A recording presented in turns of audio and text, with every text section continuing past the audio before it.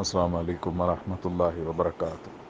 بسم اللہ والصلاۃ والسلام علی رسول اللہ، اما بعد۔ ایک بھائی سوال پوچھتے ہیں کہ اگر کوئی مسلمان جان بوجھ کر کوئی گناہ کرے تو کیا اس کا شمار منافقوں میں ہوگا؟ مثلاً اگر کسی مسلمان کو یہ پتہ ہے کہ سود حرام ہے پھر بھی وہ سود کا لین دین کرے تو کیا وہ منافقین میں اس کا شمار ہوگا؟ محترم بھائی، یہ بات ذہن نشین کر لیں کہ کسی بھی گناہ کے اوپر نہ تو انسان یعنی ایک ہی وقت میں کافر ہوتا ہے، نہ منافق بنتا ہے، نہ فاسق فاجر، بلکہ کچھ گناہ ایسے ہیں کہ جن کے اوپر انسان فاسق فاجر بن جاتا ہے، کچھ گناہوں کی وجہ سے انسان منافقین کی فہرست میں شامل ہو جاتا ہے، اور کچھ گناہ ایسے ہوتے ہیں کہ جو انسان کو دائرہ اسلام سے خارج کر دیتے ہیں۔ یعنی یہ نہیں کہا جا سکتا کہ کسی مسلمان نے یہ گناہ کیا ہے تو وہ منافق ہو گیا، بلکہ جب ہم منافق کسی شخص کو کہیں گے تو اس صورت میں کہیں گے، اور یہ بھی علماء کا کام ہے، عوام کا نہیں۔ عوام کے پاس یہ اتھارٹی نہیں ہے کہ وہ کسی کو منافق کہے، کسی کو فاسق فاجر کہے یا کسی کو کافر کہے۔ یہ علماء دلائل کو مد نظر رکھ کر کسی کے اوپر یہ حکم صادر کریں گے۔ مثال کے طور پہ ایک شخص، ایک مسلمان، اللہ نہ کرے کہ وہ مرتد ہو جاتا ہے، دین اسلام سے پھر جاتا ہے، تو پھر وہ کافر ہو جائے گا۔ دائرہ اسلام سے خارج ہونے کے بعد وہ مرتد ہو جائے گا، پھر وہ منافق نہیں ہوگا۔ اسی طرح ایک انسان، اللہ نہ کرے، وہ قرآن کریم کی یعنی اس کا انکار کر دیتا ہے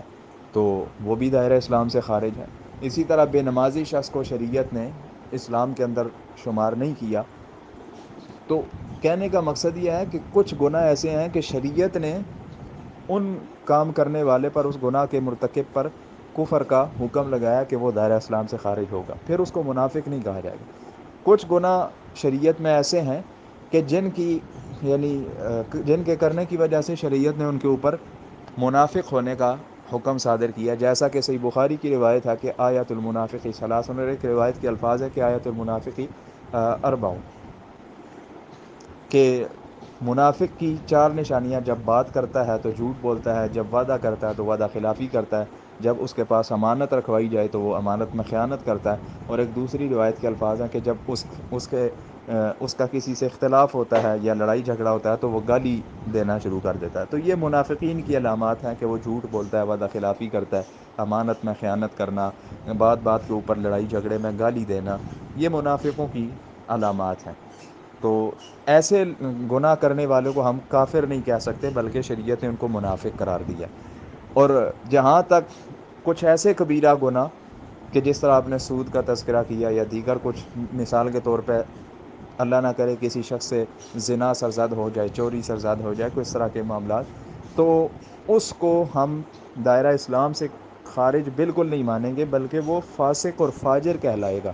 فاسق اور فاجر سے مراد یہ ہے کہ ایسا شخص، ایسا مسلمان کہ جو اللہ کی حدوں کو کراس کرتا ہے، اللہ کی حدوں کو پھلاتا ہے۔ یعنی اللہ رب العزت نے ایک لمٹ مقرر کی ہے کہ اس سے آگے مسلمان نہیں بڑھتا، لیکن مسلمان اس حد کو کراس کرتا ہے اور وہ فسق اور فجور کے زمرے میں آتا ہے۔ تو ہر کبیرہ گناہ کا مرتکب نہ تو ہم اس کو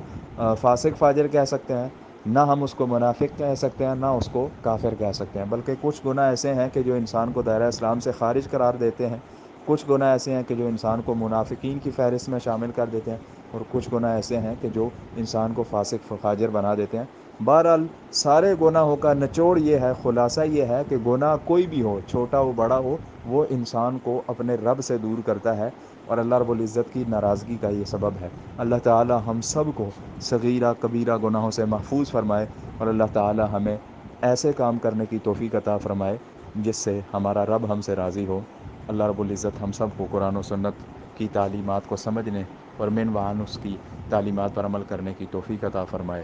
ھذا ما عندی واللہ اعلم بالصواب، والسلام علیکم ورحمۃ اللہ وبرکاتہ۔